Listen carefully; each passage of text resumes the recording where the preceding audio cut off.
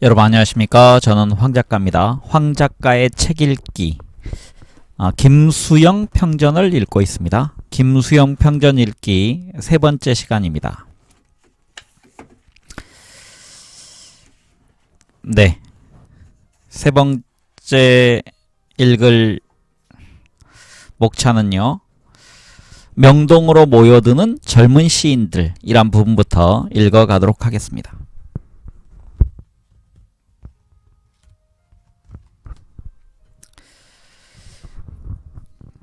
우리가 가진 책의 페이지 숫자는 91페이지입니다. 해방이 김수영에게 가져다준 의미는 무엇이었을까? 김수영이 서울에 도착한 8월 말경에는 이미 여운형이 조선건국준비위원회를 발족시켰고 미군의 일부가 인천에 상륙하여 미군 지프가 서울 거리를 질주하고 있었으며 9월 2일에는 메가더 사령부 이름으로 비행기 한 대가 서울 상공에 삐라를 뿌리고 다녔는데 그것은 조선민족에게 해방을 축하한다는 글귀는 한 줄도 없고 북위 38도 선을 경계로 미국과 소련이 군정을 실시하게 되었으니 미 군정이 내리는 포고를 준수하고 일체의 파괴적 행위와 저항 행위를 금하라는 경고였다. 미군을 자유의 기사, 자유의 십자군으로 열렬하게 환영하고 있었던 민중들에게는 너무나 냉랭한 것이었다. 9월 9일 총독부 정문의 깃대에서 히노마루기 괄호 열고 일장기 괄호 닫고 가 내려지고 성조기가 개항되었다. 9월 16일에는 일제치하에서 문화주의를 표방하고 나섰던 동아일보를 중심으로 한 세력과 지방 토들이 조선건국준비위원회 이하 건준에 대항하여 한국민주당을 결성하고 그 중요 멤버들이 미 군정청의 고문 및 요직을 독차지했다. 10월 16일에는 이승만이 미국에서 귀국하고 20일에는 미 국무성이 조선의 신탁 통치를 표명했으며 11월 20일에는 상해 임시정부 요인들이 개인 자격으로 귀국하였다. 그와 함께 서울은 테러와 암살과 벽보천지의 도시로 변하고 찬탁과 반탁의 극심한 소용돌이에 휘말리게 되었다. 이런 무질서는 해방이 민족 자주 역량으로 쟁취된 것이 아니라 연합군에 의해 주어진 것이라는 데서부터 비롯되었다. 한반도에 들어온 연합군은 그들의 이데올로기와 그들의 국가 이익에 의해서 한국 문제를 처리하고자 했다. 한 국민이 한 덩어리로 뭉쳐 통일된 정부를 수립하고자 해도 그들은 들어주지 않았다. 그런 점은 얄타 회담을 거쳐 모스크바 삼상회담에서 합의를 본 한반도 신탁 통치안을 보면 자명하게 드러난다. 한반도 통일정부를 먼저 수립하고 미, 소, 영, 중 4대국이 향후 5년간 신탁 통치한다는 이 안은 원래 소련의 안이었다. 미국이 이에 동조한 것은 표면적으로는 한국의 독립을 이룩하는데 효과적인 방안이라는 것이었지만 실질적으로는 대소 전략상의 효용성을 계산한 것이었다. 한국의 신탁 통치를 소련과의 협의를 통해 받아들이되 남한 내에서 강세를 보이고 있는 좌익 세력을 어느 정도 저지한 뒤에는 신탁 통치를 파기해도 된다는 생각에서였다. 이는 모스크바 협정 방식이 결정되기 전에 서울 주재 미군 사령부의 정세 판단서에서도 엿보인다. 그들은 남한의 좌익 세력을 저지하고 우파 세력의 주도권을 확보하기 위해서는 일정 기간 신탁 통치가 요구되지만 우파의 주도권이 확보된 뒤에는 4개국이 합의한 것일지라도 과감히 신탁 통치를 파기하는 것이 좋겠다고 건의했다. 물론 통일정권의 수립을 저해하는 요인으로는 이런 대외적인 면만이 아닌 대내적인 면도 크게 작용한다. 일제의 극한 통치 하에서 일체의 정치활동을 봉쇄당한 독립운동가들은 만주로, 중국으로, 러시아로, 미주로 뿔뿔이 흩어져 활동했고 흩어져 있던 독립운동가들은 해방과 함께 귀국하였으나 그들 모두를 조종하고 리드할 중심 세력이 없었다. 또한 그들은 몇십 년 만에 돌아온 조국의 땅과 하늘에 감읍한 나머지 우리나라가 처한 국제 정치상의 좌표를 리얼하게 판독할 시간과 안목이 없었다. 그들은 찬탁이 우리 민족의 장래에 이로운 것인지 반탁이 이로운 것인지 헤아릴 능력이 없었다. 찬탁이란 독립이 아니다 라는 단순한 명분론에 사로잡혀 그들은 결사반대했다. 당시 민족 지도자들이 얼마나 감상적이며 민중의 반일 감정을 의식한 제스처를 부렸는가는 이승만 대통령이 경무대로 들어가서 한 첫 번째 행동에 잘 나타난다. 그는 손수 망치를 들고 총독 관저로 사용하던 때의 정구라든가 가로등을 모조리 부수어버렸다. 새로운 국가상의 정립에 머리를 썩여야 할 지도자의 첫 일이 전지부순 일이었던 것이다. 그와 같은 감상주의는 시에도 그대로 반영되고 있다. 해방 직후의 시인들은 일제치하에서 그들이 저질러온 과오 같은 것은 돌아볼 생각도 없이 눈앞에 전개되는 대현실에 도취되어 물결과 같은 방향에 서면 물결보다 앞장서는 나의 마음이 바다처럼 푸르다고 노래했다. 그들의 눈에는 푸른 바다와 같은 민족의 새 아침만이 보였다. 한 평론가가 지적했듯이 위의 시가 쓰인 때만 해도 문단은 이데올로기의 갈등에 사로잡히지 않았다. 이런 점은 해방 직후에 나온 해방기념 시집 중앙문화사 1945년 12월 발행에 정인보, 홍명희, 안재홍, 정지용, 김기림, 김광균, 김광섭, 이용악, 임화, 박종화, 오장환, 조지훈 등이 참가하고 있는 점이라든가 횃불이라는 이름으로 나온 해방기념 시집 우리문학사 1946년 4월에 권환, 김용호, 윤공강 등이 참여하고 있는 점, 1946년판 연간조선 시집에 권환, 김광균, 김기림, 임화, 김용호, 노천명, 배인철, 오장환, 이병기, 이용악 등이 수록되어 있는 데서 볼 수 있다. 하지만 이 같은 공동참여나 문인사회 침묵은 예술가들이 갖는 그들 특유의 따뜻한 마음에서 우러나온 것이었을 뿐 문학적 이념과 동력은 오히려 정치권보다 재빠르고 치열하게 움직이는 면이 있었다. 좌익문학의 선봉장이었던 임화는 여운형이 조선건국준비위원회 이하 건준을 결성한 바로 다음 날인 16일 친일문학의 본산이었던 한청빌딩 괄호 열고 종강옆 건물 가로 닫고에 문인보국회 자리에다 김남천, 이태준, 이원조 등과 함께 조선문학건설본부라는 간판을 붙였으며 곧 이어 음악건설본부, 미술건설본부, 연극건설본부 등의 간판도 나란히 붙였고 한 달 뒤인 9월 17일에는 조선문학건설본부 이하 문건에 가입한 일부 회원들의 친일행동을 비판하면서 옛 카푸 계열의 이기영, 한설야 등이 조선 플로레타리아 예술동맹을 결성하였다. 이 두 단체는 좌경이라는 데는 동일하였으나 전자가 이태준이라든지 정지용 등의 순수 문학인들을 포섭하여 민족문화건설이라는 깃발 아래 범문단적 성격을 표방하고 있던 데 반해 후자는 보다 더 좌경적이고 배타적이었다. 결국 이 두 단체는 연안에서 귀국한 국문학자 김태준의 주선에 의해 그해 12월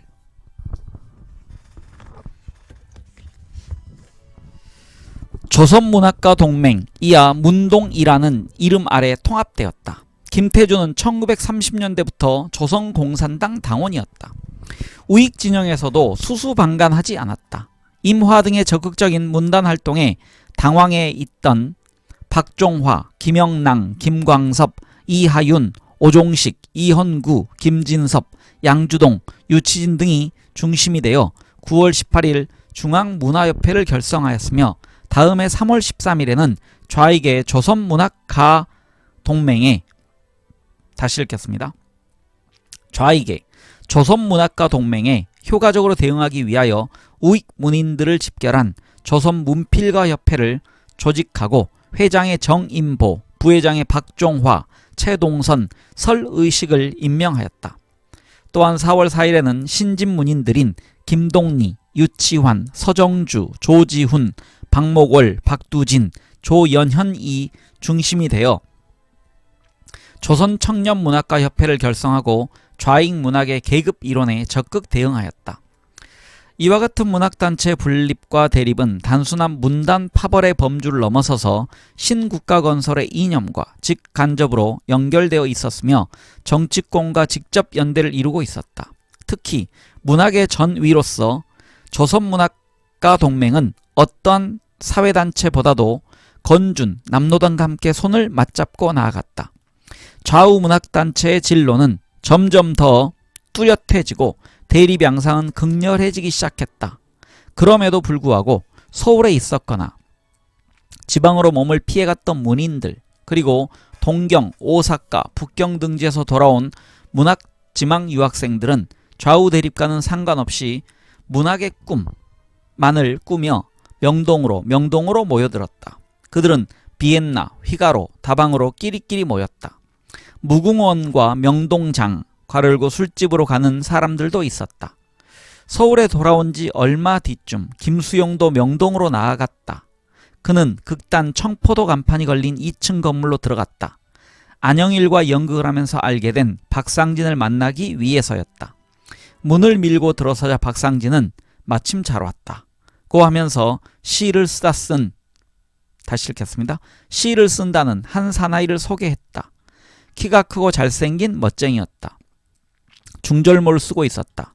한 25쯤 돼 보였다. 그는 박윤환입니다 하고 자기를 소개한 다음 김수영을 민감하게 살피면서 한병 가게 천재를 칭찬하더니 자기도 기필코 장콕토에 에펠탑의 신랑 신부를 무대에 올려놓고 말겠다고 기염을 토했다.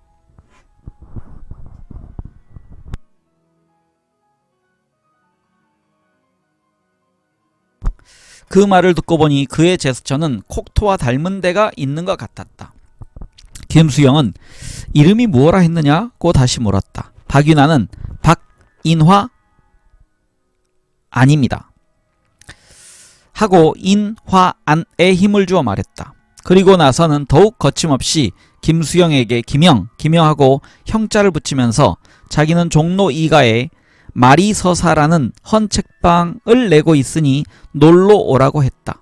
김수영이 임화와 관계를 가지게 된 것도 지난해 함께 연극을 했던 안영일, 박상진 등의 소개에 의해서였던 것 같다. 임화는 그 자신이 한때 연극에 심취했을 뿐 아니라 연극의 선전성을 중시한 편이어서 문인들보다도 연극인들과 오히려 더 잘 어울리는 편이었다. 그는 그때 명동이나 인사동의 술집으로 연극인들을 거느리고 자주 나타났다. 김수영도 연극인들의 틈에 자주 끼었다. 화제는 임화가 이끌어갔다. 조선의 발렌티노라 할 만큼 뛰어난 미모의 소유자였던 임화의 이야기는 머뭇거림이 없이 확신에 찬 목소리로 종횡무진 펼쳐져 갔다. 안영일의 연극 솜씨를 예찬하는가 하면 연극의 사회적 역할을 강조하기도 했다. 만난 횟수가 늘어남에 따라 김수영은 임화에 매료되어 갔다. 그의 유일한 단편소설이며 자전이기도 한 의용군에서 김수영은 존경하고 있는 시인 임동은이란 표현을 쓴다. 이때 시인 임동은은 시인 임화이다. 김수영은 임화의 시들이 처음에는 마뜩찮았으나 점점 마음을 끌었다. 그의 9월 12일이라든지 길, 발자국 등은 우리 시가 휘감고 있는 감상을 과감히 떨쳐버리고 혁명의 한가운데로 나아가고 있는 것 같았다. 이때의 혁명은 김수영에게는 세계의 새로움이었으며 자유였다. 김수영은 문학가 동맹 사무실에도 드나들었고 임화가 청량리에 낸 사무실에도 나가 외국 신문과 주간지를 번역했다. 임화는 한 주 일에 한두 번씩 그 사무실에 나타났다. 부근이 빛나는 듯했다.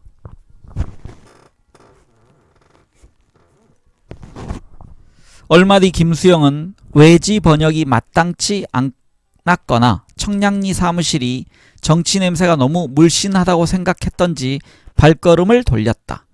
연극에서 문학으로 전향을 결심했던 것도 이 무렵이었던 것 같다. 그런 얼마 뒤 동경에서 함께 하숙을 했던 이종구가 찾아왔다. 영어 학원을 내자고 했다. 학생이나 사회인들이 영어를 필요로 하고 영어를 배우고 싶어 하므로 영어 학원을 내면 맡아놓은 당상이라고 했다.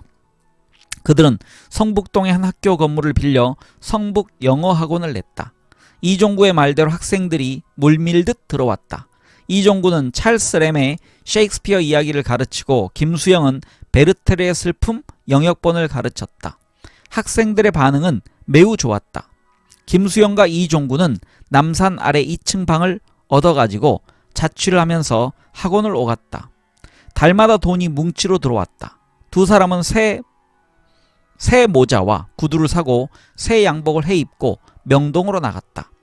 그들은 귀족이 된 듯했다. 그러나 이듬해 3월 닫혔던 학교 문이 다시 열리는 바람에 학원 문을 닫지 않을 수 없었다. 그들은 다시 호주머니가 빈 서민으로 굴러떨어졌다. 김수영은 학원을 정리한 뒤 연희 전문 영문과에 편입했다. 그러나 그것도 3, 4개월 다닌 뒤 때려치우고 어느 날 박윤환이 놀러 오라고 했던 마리 서사를 찾아갔다. 박윤환의 거소이자 모더니스트 시인들의 아지트였던 마리 서사는 김수영이 서울에 돌아온 이후에 본 놀랍고 매우 특이한 서점이었다. 뒤에 그가 존경하게 되고 그의 첫 시집 달나라의 장난을 헌정하게 되는 박일영, 본명 박준경이라는 초현실주의 화가가 장치했다는 그 서점은 당시 서울에서는 보기 어려운 모던한 면모를 갖추고 있었다. 파고다 공원에서 100m쯤 내려가는 곳에 있는 마리 서사는 출입문 아래쪽에 TEL 3809 이게 염리라고 쓰여 있고 그 뒤에는 씨 뿌리는 사람 같은 그림이 붙어 있고 오른쪽 위에는 영어가 있습니다. 중간에 리터리처 포스이라고 돼 있고요. 리브라리의 메리 이렇게 위에 있습니다. 지금 여기에 그 다음에 맨 밑에는요 드라마 아티스티크라고 돼 있습니다. 아마 외국어를 이렇게 써놨는데 이게 영어인지 불어인지는 제가 잘 모르겠습니다. 그리고 그 아래에 종이의 세로로 중외 양서 고가 매입 만리서사 위에 제가 조금 잘못 읽은 게 있네요. 이게 제가 엽자로 읽었는데요. 잘못 읽었습니다. 위쪽에 다시 출입문 아래쪽에 TEL 3, 그 다음에 809, 그 다음에 만리 이렇게 적혀져 있습니다. 이분들 어렵게 써놨네요. 한문이 갑자기 튀어나와서요. 그래서 중간에 다시 읽겠습니다. 영어 한문이 지금 난무합니다. 그 아래엔 종이의 세로로 중, 외, 양서, 고가, 매입 만리서사가 달필로 쓰여 있었다. 출입문 왼쪽에 또 한글 고딕체로 희게 마리서사라고 쓰여 있고 그 아래엔 조그맣게 문화창조, 세계 희곡 문학전집, 세계 문학전집. 한문이 이렇게 갑툭튀로 나옵니다. 저를 시험에 들게 하고 있습니다.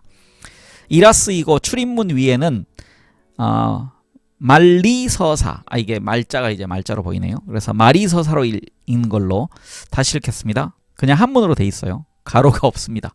마리서사라는 나무로 만든 조그만 글씨가 창살과도 같은 무수한 선 위에 붙어 있었다. 마리서사의 세련된 맛은 외모만이 아니고 내부에 진열된 책에서도 나타났다. 동경서점에서 보았던 문학서적들이 수없이 서가를 채우고 있어서 김수영은 동경의 모서리에 온 듯한 기분이었다.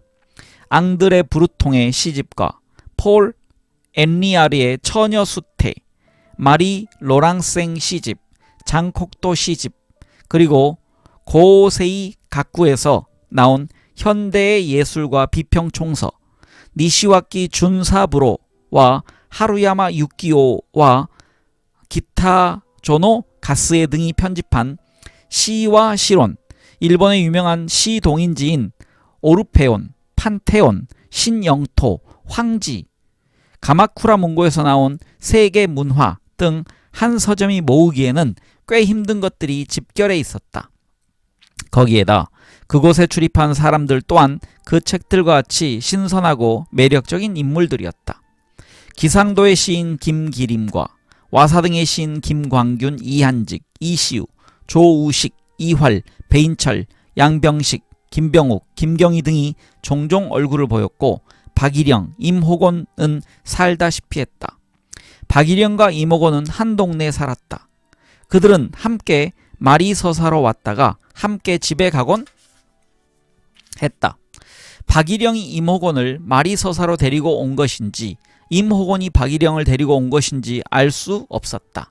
임호곤은 시가 고전적이었고 시처럼 사람도 고전적이었다. 그는 그때 월간지 민성에 다니고 있었다. 박일영도 흔한 존재는 아니었다. 김수영은 박일영을 만리서사라는 산문에서 다음과 같이 평하고 있다.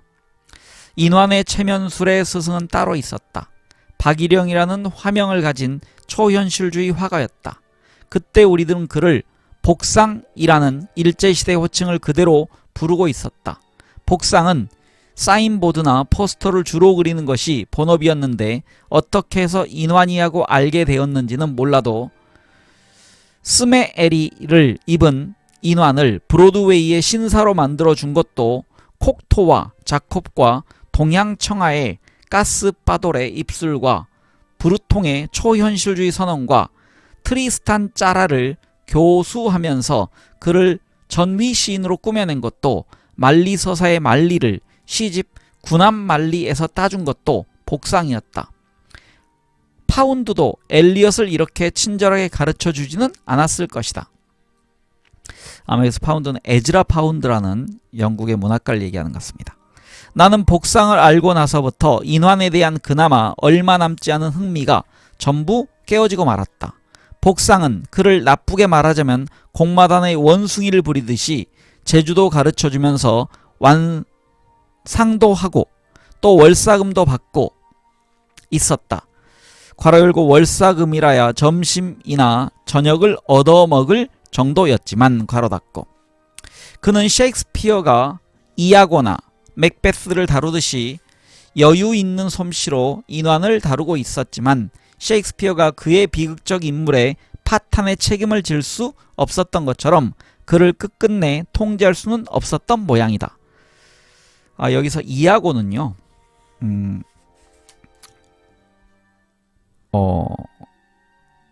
제가 갑자기 생각이 안 나는데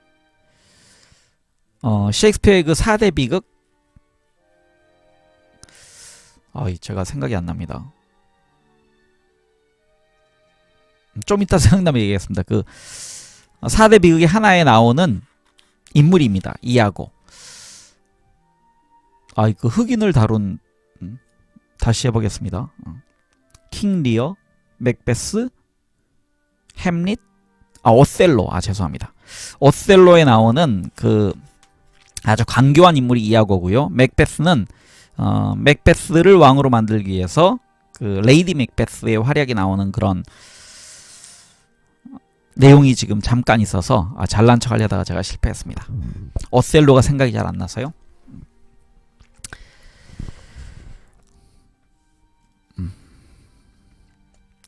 그는 그럴 때면 나한테만은 농담처럼 불평을 하기도 했다.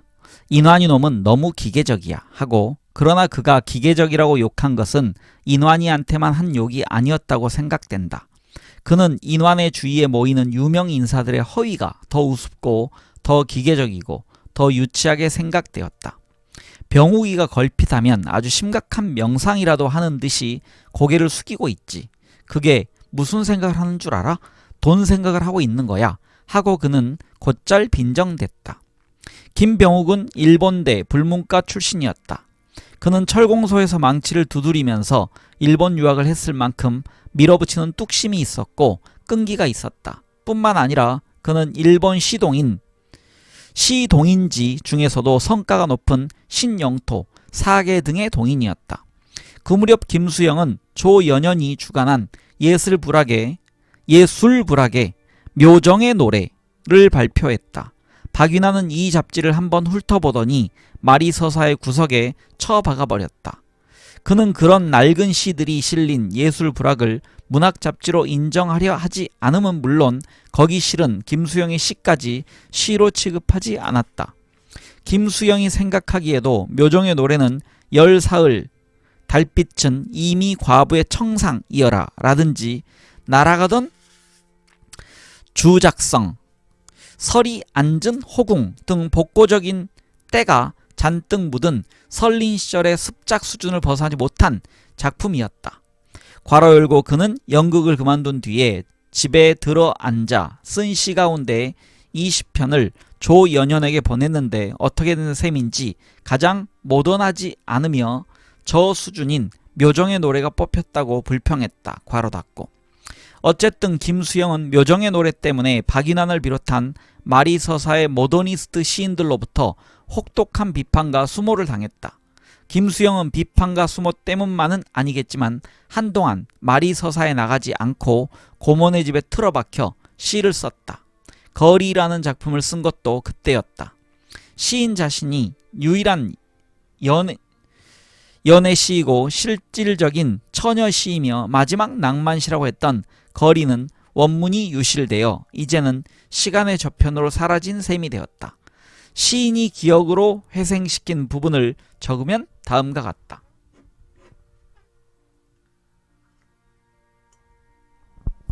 마차야 뻥끗거리고 웃어라. 간지럽고 둥글고 안타까운 이 전체 속에서 마치 힘처럼 소리치려는 깃발, 별별 여자가 지나다닌다. 화려한 여자가 나는 좋구나. 내일 아침에는 부부가 되자. 집은 산 너머가 좋지 않으냐. 오는 밤마다 두 사람 같이 귀족처럼 이 거리 걸을 것이다. 오, 거리는 모든 나의 서름이다. 이 작품에 나오는 화려한 여자가 누군지는 알 수 없다. 시인은 그 사실을 밝히지 않았다. 어쨌든 이 시를 쓰고 김수영은 흡족했던 것 같고 김병욱이 놀러 왔다가 보고는 야 수영아 이런 작품을 10편만 써라. 그러면 시인으로서 확고한 기반을 다지고도 남겠다. 고 격찬했다. 그뿐이 아니었다. 그는 김기림에게도 거리 이야기를 왁자하게 늘어놓았다. 김병욱은 과장벽이 심한 사람이었다. 김기림은 김수영을 만나자 거리를 한번 보자고 했다. 김수영은 가지고 왔다. 김기림은 찬찬히 읽더니 귀족이라는 시어를 영웅으로 바꾸는 것이 어떻겠느냐고 했다. 사회경제사적 시각으로 사물을 보는 것이 유행이던 해방 공간의 지식인 사회에서 귀족은 시대 역행적인 단어인데 반해 영웅은 비민주적인 것임에도 불구하고 해외에서 속속 돌아오고 있는 민족 지도자의 이미지와 연관 시대 분위기에 들어맞는 면이 있었다. 그러나 김수영은 김기림의 말을 따르지 않았다. 그는 귀족을 영웅으로 고치지 않았다. 그에게는 영웅의 이미지가 내면화되어 있지 않았다. 그보다는 오히려 낡은 것이지만 시인으로서의 귀족이 훨씬 마음을 흡족하게 했다. 김수영 그때 주로 종로 육가 고모네 집에서 기거했다. 고모는 그가 하는 일에 거의 간섭하지 않았다. 늦게 일어나거나 술을 마시고 오거나 친구들을 끌고 오거나 말 한마디 없이 뒷바라지를 극진히 했다. 이화여전 영문과에 다니는 김형경도 그때 몇 번 6번가에 왔는데 화장을 하지 않은 얼굴에 생머리를 하나로 묶고 짧은 치마 차림으로 고개를 숙인 채 조용히 드나들었다. 초등학교 6학년이었던 김수명은 높은 마루로 힘들게 올라가는 그녀를 몇 번 보았다. 그러나 그녀가 누구인지 애인인지 오빠에게 물어보지는 않았다. 집안 사람들은 모두 그의 생활에 관여해서는 안 된다는 데 익숙해 있었다. 그는 그가 하고자 하는 대로 하며 사는 사람이었다. 1946년 ECA Economic Cooperation Administration 통역으로 출근하다가 그때는 가로 열고 그때는 미군 정시대여서 통역이 상당히 귀한 자리였다. 괄호 닫고 그만둔 것도 그의 마음대로였고 박일영을 따라 간판을 그리러 다닌 것도 그의 마음대로였다. 김연경의 회상에 따르면 어느 날 명동 입구로 들어가는데 어떤 사람이 사닥다리에 올라가 간판을 그리고 있더라고 한다. 눈에 익은 얼굴이어서 가까이 가보았더니 김수영이었다. 그는 갖가지 색깔의 페인트를 옷에 묻혀가지고 오늘은 횡재를 했으니 저녁에는 대향연을 벌이자고 입을 크게 벌리고 웃었다. 김수영이 종로 6가 고문의 집에서 충무로로 거처를 옮긴 것은 한 달쯤 뒤였던 듯하다. 그는 유명옥의 뒷채 방에서 치질 때문에 한 달가량 누워 지냈다. 그의 치질은 암치질로 증세가 심해서 식사도 떠놓아 주어야 했고 누워있는 채로 얼굴과 손발을 씻어주어야 했다. 그 시중은 주로 김수명이 맡았다. 나이가 비슷비슷한 수강과 수경이 장난기가 동해 뛰어다니다가도 뒷채에서 큰형의 큼큼거리는 기침소리가 들리면 숨을 죽였다. 그들은 큰형의 벼락이 떨어질까봐 두려워했다. 몸이 아파 안방에 누운 아버지는 그때마다 못마땅한 듯 혀를 끌끌 찼다. 하지만 김수영은 끌끌 소리에 구애받지 않았다. 그는 벽 쪽으로 돌아 누워 새로 바른 벽지에다 일본어로 시를 쓰고 또 썼다.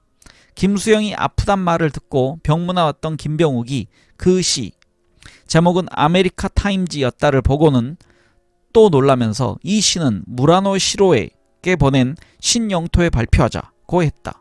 무라노는 일본 전후 시단의 주역으로 신영토 동인이었다. 김수영은 김병욱의 과찬벽을 너무 잘 알고 있었지만 그러한 칭찬을 받고 보니 싫지는 않았다. 그는 기뻤다. 그는 그 시를 우리말로 옮기려고 생각을 가다듬고 있는데 문득 김병욱이 두어 달 전에 거리를 잃고 너스레를 떨던 일이 떠올랐다.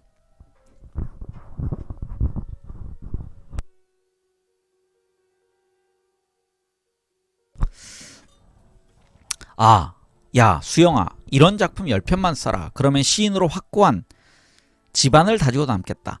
제가 앞서 그 집안을 기반으로 읽었는데요. 일부러 제가 그 기반으로 바꿔 읽었는데 또 집안으로 이렇게 되어 있습니다. 그래서 집안으로 고쳐 읽습니다. 집안, 기반의 뜻입니다. 확고한 집안을 다지고도 남겠다고? 확고한 집안이라는 것이 뭔가? 그런 집안을 무너뜨리려고 시를 쓰는 것이 아니었던가? 김수영은 김병욱에게 히야카시, 가로 열고 희롱, 당한 느낌이 들었다. 그는 일본어로 쓴 아메리카 타임지를 우리말로 옮기면서 전자와는 전혀 다른 작품을 만들어버렸다. 김병욱의 허를 찌르고 싶었다. 김수영은 자신이 김병욱에 대해 애증동시 병발증에 걸렸다고 고백한 적이 있다. 그는 김병욱을 깊이 믿으면서도 경멸했고 사랑하면서도 배반했다. 그는 마리서사에서 만난 사람들 가운데서 박일영 다음으로 김병욱을 좋아했다. 김병욱은 대구에서 올라오면 괄호 열고 그는 대구 출신이었다. 김수영의 집에서 자고 먹었다. 김수영의 어머니는 그 대국놈 하고 웃었다. 젊은 앞보로는 검은 악기를 안고 오랫동안 거울 속에 있었다. 로 시작되는 피타고라스 파에게에서 보듯이 이게 제목입니다. 시의 제목인 것 같습니다. 피타고라스 파에게에서 보듯이 그의 시는 난해했다. 피타고라스 파에게는 민성지에 발표되었다. 호평이었다. 이 작품이 민성지에 발표된 것은 친구인 임호곤의 권유에 의해서였다. 민성은 중도 좌파에 속한 잡지로 지성인들과 청년들 사이에 상당한 인기가 있었다. 임호곤은 그 잡지의 기자였다. 그는 시 쓰는 사람 같지 않게 조용하고 부드러웠다. 시도 그랬다. 밑에 시가 있습니다. 읽겠습니다. 생명이 여울처럼 흐르면 소리 없이 자라나는 식물이 있어. 아침마다 바람은 태양이 있는 거리, 슬픔이 맺는 거리를 지나간다. 묻꽃은 이슬을 머금고 향기를 풍겼다.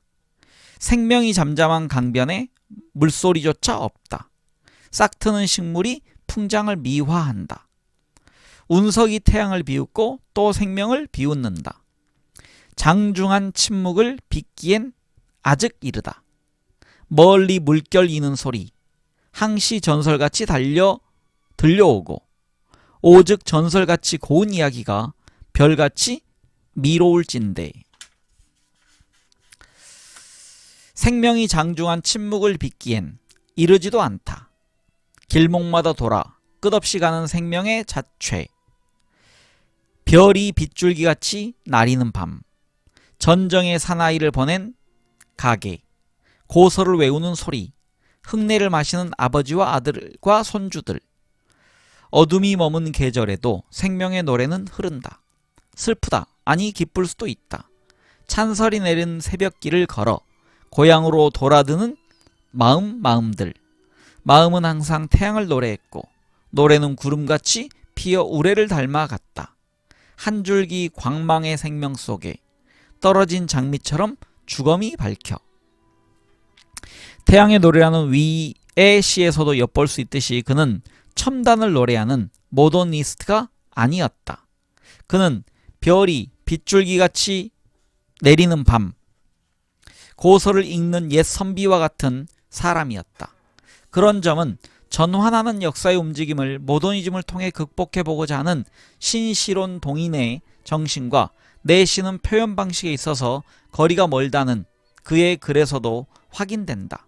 그 무렵 김수영의 충무로 집에는 김병욱 이외에도 김윤성, 이봉구, 이한직 등이 자주 드나들었고 박인환, 박기준, 양병식도 종종 합세했다. 김수영의 어머니가 유명옥을 경영하고 있을 때여서 그곳에 가면 술과 빈대떡을 잘 얻어먹을 수 있었다. 김수영은 그들과 거의 날마다 어울려 다녔다. 세수도 하지 않은 채로 수염을 더부룩하게 길러가지고 거리로 나가는 날도 있었다. 그러나 그의 내면에 도사리고 있는 푸른 자애심이 남모르게 거울을 들여다보고 또 들여다보게 했다. 거울 속에는 큰 눈과 마른 얼굴이 그를 보고 있었다. 박일영의 말이 떠올랐다. 이속에서는, 즉 이속이란 이 속세에서는 얄팍한 가면이라도 쓰고 다녀야 해. 박인환을 염두에 두고 한 말이었다. 김수영은 박일영을 본떠서 이 속에는 땡땡땡이라고 더듬더듬 중얼거렸다. 얄팍한 가면이라도 쓰고 다녀야 해. 얄팍한 가면이라도 쓰고 다녀야 해. 얄팍한 가면이라도. 김수영은 되풀이했다.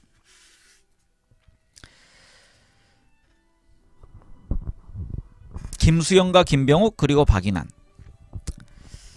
치질이 나온 뒤로 김수영은 다시 명동으로 나갔다. 당시 문인들은 대부분 백수건달인데다 전화가 없어서 그들은 날마다 다방으로 나가 이야기를 나누며 시간을 보낼 수밖에 없었다. 시인 장만영이 경영한 하루방에는 김기림, 김강균, 김용호, 박인환, 이봉구, 김병욱, 김수영이 자주 모였고 건너편 골목의 휘가로에는 전복래, 박태진이 죽치고 앉아 있었으며 때로는 김병욱, 최재덕, 양병식, 김수영이 모습을 보였다. 의과대학을 졸업한 양병식은 병원에 들어갈 생각을 하지 않고 불어 시집을 옆구리에 끼고 시인들과 어울려 다녔다. 서울역 앞에 있던 명물다방 돌체가 명동으로 자리를 옮긴 것도 그 무렵이었다. 레코드가 산더미처럼 쌓였다는 돌체는 금세 예술가들의 소굴이 되었고 저녁이면 끼리끼리 문을 나서서 골목에 자리 잡은 선술집 명동장이나 무궁원으로 향하는 것이었다. 무궁원은 안주가 아지밖에 없었다. 예술가들은 아지를 먹다 질려서 에이 이놈의 무궁원 이름이 아지테이션이라고 하지 하고 애교 섞인 불평을 하곤 했다. 김수영의 아버지가 세상을 떠난 것도 그때였고 연희대학의 학장인 언더우드 부인이 저격범으로 몰려 김수영과 김병욱이 다시 읽겠습니다. 연희대학교 학장인 언더우드 부인의 저격범으로 몰려 김수영과 김병욱이 연행되어 갔다가 무혐의로 풀려난 것도 그때 2월이었다. 당시 젊은이들은 걸핏하면 공산당원이다, 빨갱이다, 반동이다 하여 이곳저곳으로 끌려다녔다. 무색무취한 지식인들에게까지도 색안경이 쓰여 함부로 말한다거나 행동할 수 없었다. 한 번은 정치평론을 하는 박기준이 다방에 앉아 있는데 어깨 넓은 두 사나이가 잠깐 나가자고 했다. 따라 나갔더니 차에 태웠다. 차는 서대문 쪽으로 달렸다. 유리창 너머로 친구가 지나가는 것이 보였다. 박기준 차를 세우고 친구를 불러 태웠다. 그들은 함께 경찰서로 끌려 들어가 서너 시간 취조를 받았다. 어떤 용의자가 박기준이란 이름을 들먹였다는 것이었다. 당시 다방가 술집에는 사복 형사와 특무대의 끈앞풀들이 널려 있었고 그들은 복장이나 얼굴이 수상하다 싶으면 끌고 갔다. 전후 모더니즘 운동의 효시가 되는 새로운 도시와 시민들의 합창, 괄호 열고 정확히 말하면 신시론 동인이라 해야 된다. 설명이 있어서요. 다시 읽겠습니다. 전후 모더니즘 운동의 효시가 되는 새로운 도시와 시민들의 합창은 그런 분위기 속에서 태어났다. 그 첫걸음은 김경린의 증언에 따르면 1947년 박윤환이 서울시청에 근무하고 있던 김경린을 찾아간 데서 비롯된다. 영화배우처럼 잘생긴 박윤환은 김영은 나를 모르겠지만 나는 김영을 잘 알고 있어 라고 박윤환 특유의 말을 트고 나서 단도직입적으로 시동인을 하자고 제의했다. 멋있는 친구들이 많다는 것이었다. 박윤환이 김경린을 찾아가 동인지를 내자고 제의했다는 것은 사실에 가까워 보인다. 김경린은 일본에 있을 때 기타노조 가스에가 주도했던 VOU의 한 멤버였으며 현재 일본 사단을 이끌어가고 있는 대부분의 시인이 VOU 동인이었거나 그 영향을 받은 사람들이라는 것을 박인환은 알고 있었다. 새로운 도시와 시민들의 합창에 동인으로 참가한 일본 동인지 출신은 김경린만이 아니었다. 김병욱도 쟁쟁한 사계, 신영토 출신이었고 김경희도 뒤에 새로운 도시와 시민들의 합창의 후계자 격인 후반기 동인이 된 이봉래도 일본 미래파 동인이었다. 이런 점을 감안할 때 새로운 도시와 시민들의 합창은 다분히 일본 전위 시단을 서울에 옮겨 놓은 듯한 감이 있었으며 거기에 이 동인의 한계가 있다고 할 수 있다. 일본 현대시의 흐름을 이어받고 있다고 생각되는 새로운 도시와 시민들의 합창의 시적 성격을 파악하기 위해서 우리는 30년대 이후에 일본 현대시를 조감해볼 필요가 있다. 일본 지식인 사회를 휩쓸었던 사회주의가 군국주의의 득세와 함께 퇴조하자 그 틈바구니에서 일본 현대시를 열었다고 하는 시와 시론 운동이 일어났다. 이 운동은 시가 현실 경험의 소산이며 그러므로 계급 성격을 띠지 않을 수 없다는 나프적 중압에서 벗어나 브루통, 엘리아르, 엘리엇 등을 적극 소개하면서 일본 근대시와 서구 문학을 횡적으로 연결하고자 한다. 그들은 시는 시민의 입장에 선다는 에드가 앨런 포의 말을 지지하면서 시로부터 진리와 도덕을 추방하고 감정, 정조, 의미도 배제한다. 이런 점은 꽃을 본다는 것은 무의미하다. 무의미에 의해 포에지의 순수는 실험된다는 하루야마 유키오의 말에서 단적으로 드러난다. 그들은 의미, 상징, 경험, 감각을 철저히 제로화하는 투명한 감각을 중시한다. 그 투명한 감각이 시라는 것이다. 이러한 시와 시론 동인들의 순수 시적 태도는 대전의 소용돌이, 다시 읽겠습니다. 대전, 여기서는 세계대전입니다. 대전의 소용돌이를 거쳐 전후에 오면 아유가와 노부오, 다무라 류이치, 구로다 사부로 등이 주도한 젊은 황지 동인들에 의해 철저히 비판되고 부정된다. 황지 동인들은 시와 시론이 쉬르 리얼리즘이라든지 이미지즘 등을 받아들여 방법적인 기술을 개척하고 시의 내면 세계 확대에 이바지한 것은 사실이지만 시를 형해적이며 형식적인 언어 미학으로 전락시키는 결과를 가져왔다고 본다. 이러한 젊은 세대의 비판 정신은 그들의 시대를 황무지라고 인식한 데서도 엿볼 수 있다.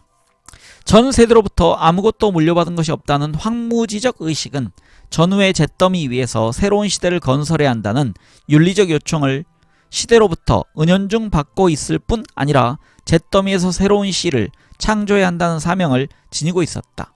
그들은 현실에 대한 환멸을 씹는 일방으로 미래의 정신적 공동체를 꿈꾸고 있었던 것이다. 그러나 절망과 좌절, 희망과 기대는 오든과 스펜서에게서 다분히 영향을 받고 있는 면이 있었으며 전시대와는 확실히 다른, 전시대에 비해서는 놀랄 만큼 현실의 유의미성을 강조하고 있었다. 이상과 같은 일본 현대시의 특성은 박인환이나 김경린, 김병욱, 김수영의 시에 직간접적으로 영향을 미쳤으며 그들 시의 한 특성으로 자라갔다. 어쨌든 박인환이 김경린을 찾아간 것을 계기로 하여 신시론 동인 결성은 급히 추진되었다. 박인환은 이 시인, 저 시인을 찾아다니며 그들을 접속시켰다. 젊은 시인들은 쉽사리 의기투합했고 동인지를 내기로 합의했다. 동인은 김경린, 박인환, 김병욱, 임호곤, 김수영, 양병식 등 6사람. 동인지 이름은 신시론. 신시론은 마침내 1948년 4월 앤솔러지 1집을 간행했다. 그 1집은 국판 16페이지에 지나지 않는 것이었으나 표지가 없이 위쪽에 시를 싣고 아래쪽에 시론과 산문을 싣는 유니크한 편집이었다. 제작비는 한때 모더니즘 운동을 한 바 있으며 당시 산호장 출판사를 운영하고 있던 장만영이 부담했다. 첫 동인지를 낸 5사람은 의기양양하여 다음에는 본격적인 앤솔로지를 내자고 다짐하면서 술집을 돌고 돌다가 김수영의 어머니가 경영하는 유명옥으로 향했다. 유명옥의 도라묵강 가로열고 드럼통에 둘러앉아 5사람은 소주잔을 높이 들고 건배 우리들의 동인지를 위하여, 건배 우리들의 시를 위하여, 건배 건배 한국 현대시의 새로운 출발을 위하여 하고 소리치며 잔을 부딪혔다. 소주를 입에 부었다. 빠른 속도로 술잔이 돌고 돌았다. 밤 10시경 되취한 그들은 진고개를 넘어 명동으로 전진했다. 술이 약한 박인환조차도 곤드레 만드레 되어 스티븐 스펜더의 급행열차를 소리 높여 암송했다. 그에게는 그들의 동인이 한국 현대시의 새로운 지평을 열고 달리는 급행열차와 같이 느껴졌다. 다른 동인들도 다름이 없었다.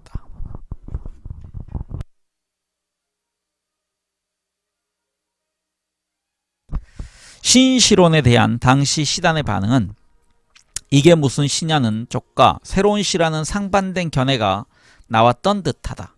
이게 무슨 시냐는 쪽이 조금 많은 듯했다. 하지만 발행자인 장만영은 만족해했으며 이 그룹의 정신적인 후견인인 김기림과 김강규도 칭찬을 아끼지 않았다. 신시론 동인들은 곧 다음 동인지 작업에 착수했다. 원고 수집은 박인환이 맡고 편집은 김경린이 담당키로 했다. 흡사 김경린 대표의 박인환 총무격인 듯했다. 거기에서 차츰 문제가 싹 텄다.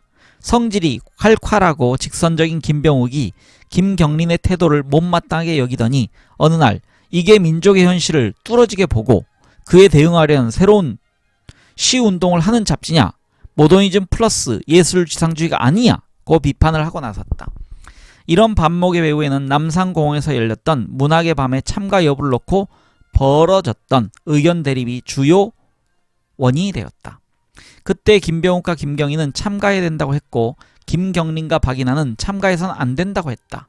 드디어 김병욱은 이런 곳에 더 이상 머무르고 싶지 않다고 탈퇴를 선언했다. 김경희도 그의 뒤를 따랐다. 김수영과 양병식도 탈퇴하려고 시 원고를 찾으러 갔다. 임호곤이 나서서 만류했다. 문학의 밤보다 신시론이 중요하지 않느냐는 것이었다. 김수영은 아메리카 타임지와 공자의 생활란 2편만 남겨두고 3편을 찾아왔고 양병식은 한 번 더 손보아야 하겠다며 학살된 신화 등을 회수한 다음 스티븐 스펜더의 번역 시 결코 실패하지 않지만 우인 피카소에게 나는 자기를 냈다. 그리하여 1949년 4월에 선을 보인 새로운 도시와 시민들의 합창이라는 이름의 동인지에는 김경린의 매혹의 연대 외에 4편, 임옥원의 잡초원 외에 4편, 박인환의 장미의 온도 외에 4편, 김수영의 명백한 노래 외에 2편, 양병식의 역시 외에 3편 등 총 20편의 시가 수록되었다. 이 앤솔로지에 수록된 시들은 당시 한국 시당에서는 매우 이채롭고 도전적인 것이었음은 물론 책의 후미에 붙은 김경린의 후기 역시 논쟁을 바라는 투였다. 그는 이렇게 썼다. 신시론에 모인 여러 신인들의 작품을 어떠한 각도로 비판한다든지 또는 구주의 어떠한 유파의 시인들과 결부시켜 비난하든지 그것은 자유다. 다만 그것이 반발을 위한 반발에 그치거나 또는 근시안적인 고찰에서 오는 기총소사라면 우리는 여기서 응전할 필요를 느끼지 않는다. 왜냐하면 하나의 작품, 한 그룹의 예술활동의 존재 이유가 그것이 시대성을 망각하지 않는 한, 그리고 시의 역사적 정통을 무시하지 않는 한 성립될 수 있기 때문이다. 이 후기가 역설하고 있는 시대성이라든지 역사성이란 오늘의 우리가 말하고 있는 한국적 현실이라는 좁은 카테고리를 넘어선다. 그것은 세계와 20세기를 말한다. 그들은 우리는 여기 있으되 현대 문명의 동시성 속에 있으며 그 동시성을 적극적으로 받아들이지 않으면 안 된다고 굳게 믿고 있었다. 그들은 왜소해진 우리 문화의 현실과 거대한 힘으로 밀어오는 세계 문명의 동시성 사이에 있는 힘의 차이를 보고 있지는 않았으며 그 차이를 외면하고 있었다. 1945년 이후 우리나라의 정치 현실이 좌우익으로 이전투하고 있는 것도 그 차이 때문이었으며 그 우리 문단이 양분화되어 티격태격하고 있는 것도 그 까닭이었다. 그들은 말한다. 우리들은 어떠한 정치적 세력에 공헌하기 위한 모임이 아님. 물론 정치도 현실인 이상, 그리고 시인이 현실 위에 서 있는 이상 새삼스레 정치를 말하면 위선적 행위임에 틀림없다. 고 말한다. 그렇다. 정치도 현실이고 문학도 현실이다. 그러나 그 현실이 진정한 현실이 되기 위해서는 어째서 그런 현실이 우리 앞에 있고 그에 어떻게 임해야 하는가 하는 현실의식이 따르지 않으면 안 된다. 현실 위에 있기 때문에 우리는 현실적 인간일 수밖에 없으며 현실 정치를 외면할 수 없다. 그런데 그들은 현실 위에 서 있으므로 현실 정치를 말한다는 것은 위선이라고 거꾸로 말한다. 그 면에서 새로운 도시와 시민들의 합창의 시인들은 뒤에 평론가들이 지적했듯이 좌우 싸움의 소용돌이에서 좌도 우도 아닌 사각지대에서 이상한 안정을 누리고 있었다고 해도 된다. 그런 점은 후기의 필자인 김경린에게서 가장 뚜렷이 나타난다. 그는 속도감 있게 달리는 동시성의 세계를 폭음을 울리며 지나가는 국제열차에 비유한다. 우리는 그 열차를 놓치면 안 된다. 그러므로 김경린은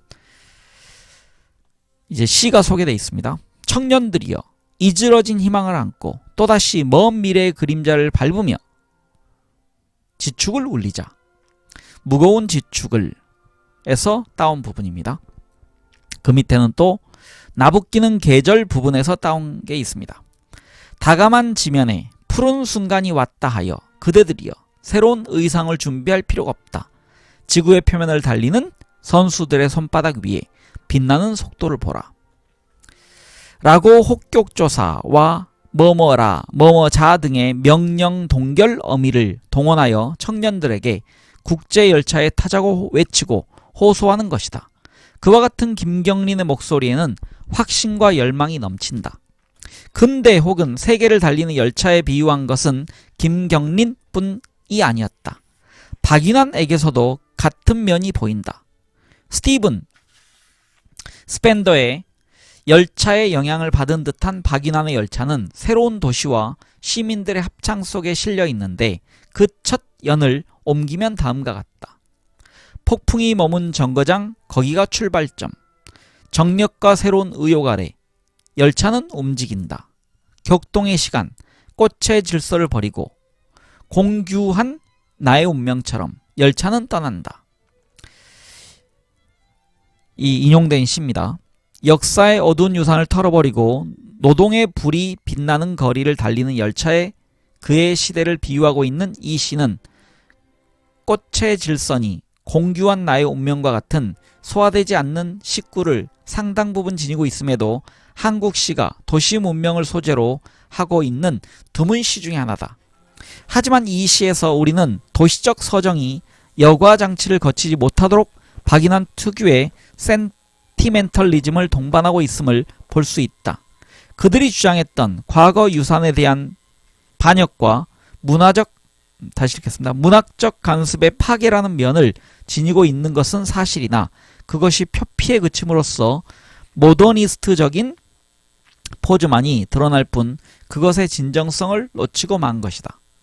박인환의 시에는 김경린의 속도감도, 전위적인 기법도, 새로운 이미지도 없다. 물론 시는 새로운 면만을 담는 그릇이 아니다. 시대를 증언하는 목소리도 아니다. 시는 인간의 정서이며 지적인 어떤 정신과 기능의 통일체이다. 그런 면에서 한국 모더니즘의 한계를 극복했다고 평가되는 김수영의 당시의 시도 김경린이나 박인환의 궤도를 크게 벗어나지 못한다. 그들의 차이라면 전자가 서구 모더니즘을 수용하는데 급급했다면 후자는 역사적 현실 또는 사실, 진실을 관념적으로나마 똑똑히 보려고 했다는 것이라 할 수 있다. 그 무렵 김수영은 새로운 도시와 시민들 합창에 아메리카 타임지, 공자의 생활란을 발표한 외에도 거리와 꽃을 신문과 잡지에 연달아 발표했다. 그 중에서 공자의 생활란과 거리, 꽃은 상당한 반응을 일으켰다. 특히 공자의 생활란은 그 난해성에 있어서나 공자와 꽃을 어떻게 읽어야 할 것인가를 놓고 말들이 많았다.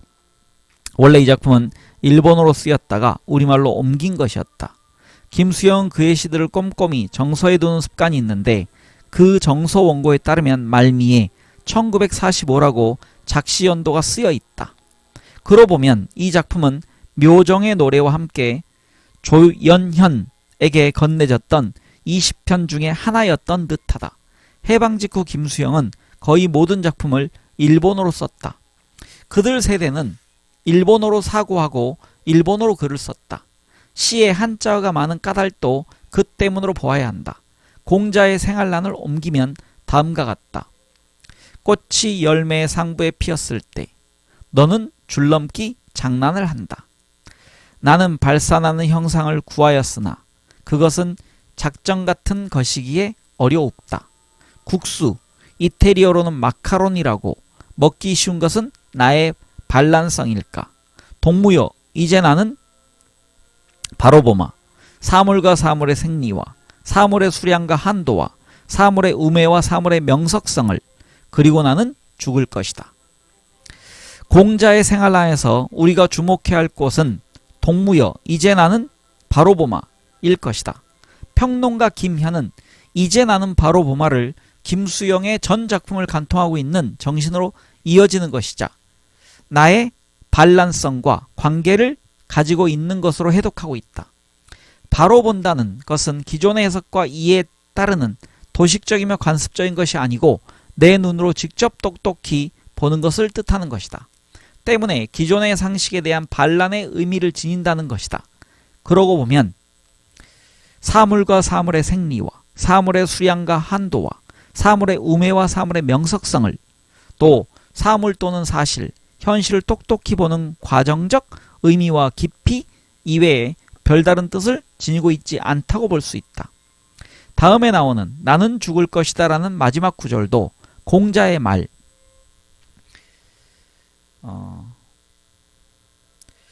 한문이 있고요. 이게 한문이 제가 읽어보겠습니다. 조문도석사아의 아침에 도를 들으면 저녁에 죽어도 좋다. 다시 그래서 읽겠습니다.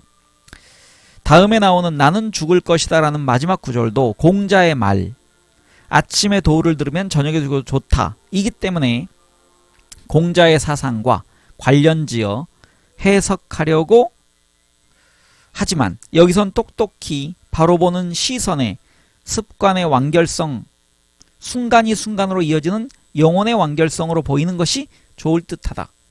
완결성이란 죽음의 다름 아닌 것이며 이때 죽음이란 보는 이의 정신의 가열성을 담지한다. 공자의 생활란이 발표된 직후부터 오늘까지 반세기를 두고 주목되는 것은 나는 바로 보마라는 6자 때문이라고 봐도 된다. 그 6자는 김수영의 모든 시의 정신이자 좌표가 되고 있으며 그의 생애를 시류와 맞서서 싸우며 살아가게 하였다. 다시 말하면 나는 바로 보마가 김수영을 자유이게 하였다고 할 수 있다. 그러나 김수영의 자유 혹은 바로 보마의 정신은 임화나 오정환의 좋은 시처럼 현실에 충분히 뿌리내리지 못했으며 형상화되지도 못한 관념적인 시라는 것은 두말할 여지도 없는 일이다. 민족의 대전환기에서 사각지대에 숨어 중립을 견지한다는 것은 좌나 우로 기울어져 상처받고 절망하는 사람보다 올바르다 하기 어렵다. 그 상처와 절망은 그들의 시대를 그들이 온몸으로 사는 데서 받은 것이며, 상처받지 않고 절망하지 않는다는 것은 그들의 시대를 그들이 거죽으로 산다는 것을 뜻한다. 그런 면에서 본다면 새로운 도시와 시민들의 합창파보다는 차라리 명동의 감상주의자들이 현실을 가까이 접하고 있다고 말해야 할지 모른다. 그 대표적인 존재가 이봉구였다. 술과 먹과 시 속에서 살았던 이봉구는 술기가 오르면 그의 사랑하였던 친구인 오장환의 병든 서울을 술집에서 읊으며 울었다. 그의 눈물은 값싼 것이었으나 현실의 눈물이었으며 병든 서울을 슬퍼하는 눈물이었다.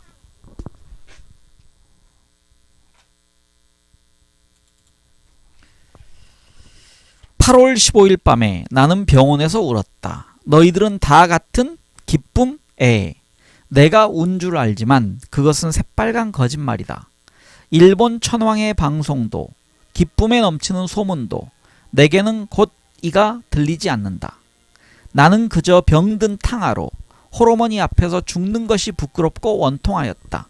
그러나 하루아침 자고 깨니 이것은 너무나 가슴이 터지는 사실이었다. 기쁘다는 말, 에이 소용도 없는 말이다. 그저 울면서 두 주먹을 부르짖고 나는 병원에 뛰쳐나갔다. 그리고 어째서 날마다 뛰쳐나간 것이냐. 큰 거리에는, 내 거리에는 누가 있느냐. 싱싱한 사람, 굳건한 청년, 씩씩한 웃음이 있는 줄 알았다. 아, 저마다 손에 깃발을 날리며 노래조차 없는 군중이 만세로 노래 부르며, 이것도 하루 아침에 가벼운 흥분이라면 병든 서울아, 나는 보았다. 언제나 눈물 없이 지날 수 없는 너의 거리마다 오늘도 더욱 짐승보다 더러운 심사에 눈깔에 불을 켜들고 날뛰는 장사치와 나다니는 사람에게 혹이 이씨 먼지를 씌워주는 무슨 본부, 무슨 당의 자동차. 그렇다, 병든 서울아. 지난날 내가 이 잡놈 저 잡놈 모두 다 술천 놈들과 밤늦도록 어깨동물 하다시피, 아 다정한 서울아, 나도 미천을 털고 보면 그런 놈 중에 하나이다. 나라 없는 원통함에 에이 나라 없는 우리들 청춘의 반항은 이러한 것이었다. 반항이여 이 얼마나 눈물나게 신명나는 일이냐. 아름다운 서울, 사랑하는 그리고 정들은 나의 서울아, 나는 조급히 병원문을 뛰쳐나온다. 짱친 음식점, 다 썩은 구루마에 차려놓은 술장수, 사뭇 돼지 구유같이 늘어선 끝끝내 더러운 거리일지라도 아, 나의 뼈와 살은 이곳에서 굵어졌다. 병든 서울, 아름다운 그리고 미칠 것 같은 나의 서울아, 내 품에 아모리 춤추는 바보와 술 취한 망종이 다시 끌어도 나는 또 보았다. 우리들 인민의 이름으로 씩씩하게 새 나라를 세우려 힘쓰는 이들을. 그리고 나는 외친다. 우리 모든 인민의 이름으로, 우리네 인민의 공통된 행복을 위하여 우리들은 얼마나 이것을 바라는 것이냐. 아, 인민의 힘으로 되는 새 나라. 후반 생략. 일제의 발악이 최절정에 이른 40년대를 처절하게 경험하면서 민족문화 전통의 소중함을 깨우친 오장환은 8.15를 맞이하자 환희의 감격이 폭죽처럼 터져나왔다. 그러나 그 환희와 감격은 마냥 즐거운 것만은 아니었다. 회오와 반성을 통한 쓰디쓴 것이기도 했으며 쓰디쓴 것이기 때문에 더욱 많은 사람들의 가슴을 울렸다. 그해 1946년 이 작품은 조선문학가 동맹이 제정한 문학상 시 부분 후보에 올랐다. 수상작은 이태준의 단편소설 해방전후였다. 병든 서울이 발표된 이후 오장환은 더욱더 좌경으로 기울어져 갔고, 새로운 도시와 시민들의 합창이 서점에 나왔을 때는 얼굴을 볼 수 없었다. 얼굴을 볼 수 없는 것은 오장환만이 아니었다. 박태원도, 이태준도, 김남촌도, 이원조도, 임화도 모습을 볼 수 없었다. 김수영과 같이 연극을 했던 안영일도 경교장 부근의 음악다방에서 김수영과 함께 차이코프스키의 비창을 들은 것을 마지막으로 얼굴이 보이지 않았다. 점점 문인들은 남북으로 갈라져 가고 있었다. 문인들이 북행하는 현상은 1948년 2월 17일 유엔 소총회에서 남한 단독 선거 실시 결정이 내려지면서 가속화되었다. 유엔 결의를 지지한 성명서와 반대한 성명서가 나붙는가 하면 지지 시위와 반대 시위가 연일 거리를 메웠다. 전자는 이승만과 한국민주당의 지지자들을 중심으로 열렸으며 후자는 김구, 김규식 등의 임정 세력이 중심을 이뤘다. 그런 지지와 반대 소용돌이 속에서 틈을 비집고 터져나온 것이 김구, 김규식의 남북회담 제의였다.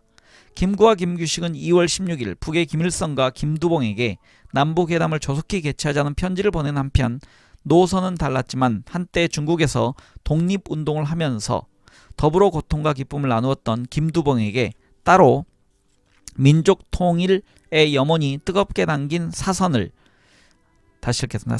보냈다. 사신은 사적 편지를 의미합니다. 김구와 김규식의 이 제의는 정계는 물론 일반 국민들의 비상한 관심을 불러일으켰다. 유엔의 남한 단독 선거에 의한 정부 수립 결정으로 통일의 꿈이 산산조각 나버린 국민들은 통일 정부 수립을 위한 남북 협상 전개에 흥분하지 않을 수 없었다. 3월 26일에는 통일독립협의회가 결성되고 4월 3일에는 통일운동자협의회 성명서가 발표되었으며 4월 14일에는 남북회담을 지지하는 108인 성명서가 발표되었다. 독립운동가, 문학인, 학자, 언론인, 법조인 등이 중심을 이룬 이 성명서는 통일에 대한 국민적 열망이 집약되어 있을 뿐만 아니라 저간의 내외의 정세가 당대 지성의 눈으로 정리되어 있으므로 그 일부를 여기에 싣는 것이 무의미한 일은 아닐 거라고 생각된다. 조국은 지금 독립의 길이냐, 예속의 길이냐, 또는 통일의 길이냐 하는 분수형상의 절정에 서 있다. 이 같은 막다른 순간을 당하여 식자적 존재로 자처하는 우리는 민족의 명예를 위하여 또는 문화인의 긍지를 위하여 민족 대의의 명분과 국가 자존의 정로를 밝히어 진정한 민족적 독립의 올바른 운동을 성원코자 하는 바이다. 3.1 선언에도 명단된 바와 같이 우리는 원래부터 자유민주 독립국이다. 때로는 성쇠의 기복은 있었다 하더라도 자유민으로서 자제한 문화와 자제란 얘기는 스스로 존재한다는 얘기입니다. 독립국으로서 일관된 역사는 장류와도 같이 내리 한 줄로 흘렀던 것이다. 장류는 길게 흐른다는 얘기입니다.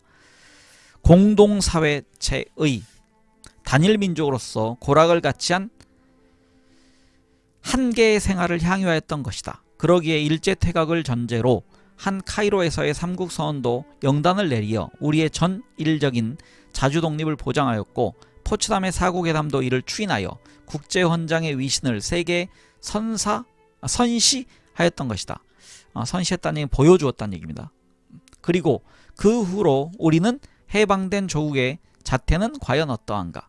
미소 양군의 각별한 남북 분주가 이미 비극의 씨를 뿌리며 양단 정치의 무리가 강행되었고, 무리란 얘기는 무리한 일이 진행됐다는 얘기입니다. 다시금 일전은 되돌려졌다는 얘기입니다. 일전하여 반신 4년에, 반신이라는 얘기는 몸이 절반이라는 얘기입니다.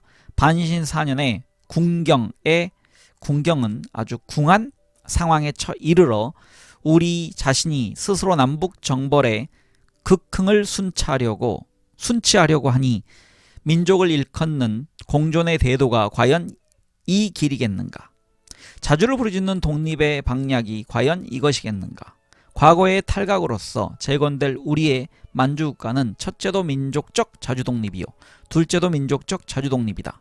남북이 통합된 전일체의 자주독립이요, 본연의 자태에 돌아가는 자가적 독립 자립인 것이니 이것은 우리의 본질적 명제일 뿐만 아니라 이것은 우리의 총의적 염원일 뿐 아니라 외력의 침략이 부정되고 민족 자결의 원칙이 확립된 국제 민주주의의 노선과도 합치되는 것이다. 중략. 우리의 지표와 우리의 진로는 가능 불가능 문제가 아니라 가위, 불가위, 당이론인 것이니 올바른 길일진데 다시 읽겠습니다. 올바른 길일진데 사력을 다하여 완수를 기할 뿐일 것이다. 협상 자체도 애로의 난간이 중중하거니와, 중중이라니 무겁고 무겁다는 얘기입니다. 사위의 이모저모에서 사위란 얘기는 사방팔방을 얘기합니다. 저해의 요운이 첩첩한 실정임에 성패 이둔,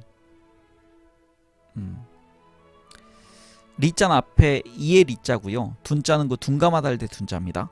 이둔이 속단될 바가 아니다. 역받기 어려운지라. 역은 여기서 되돌이킬 역입니다.